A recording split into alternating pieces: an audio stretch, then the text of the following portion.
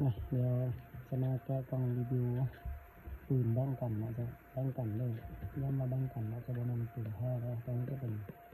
DK84FS เนาะหรือว่า F29แต่ว่าตัวในเฮานี้จะเป็น 84FS ซึ่งในกับนี้จะแถมลูกกระสุนให้ลูกกระสุนให้1กับเลยเนาะ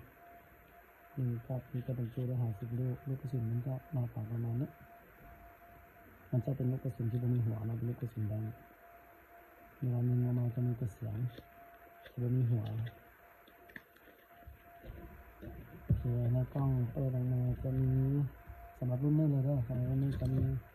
หัวปืนเนาะทีหลังก็รุ่นนี้พิเศษจะมี2แมกกาซีนนะครับแมกกาซีนนะการตัวเล่าอะไรสอด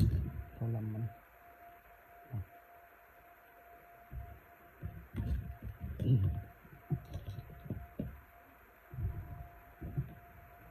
อย่างนี้เราเป็นตัวปืนกัน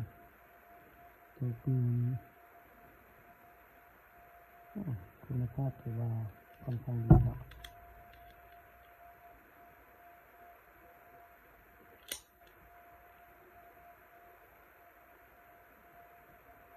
ตัวนี้ตัวเล็กสไลด์บันเซฟ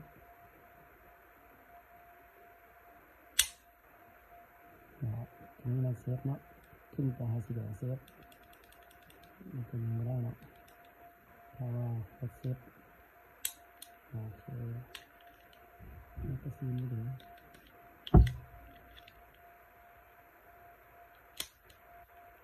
คิดกัน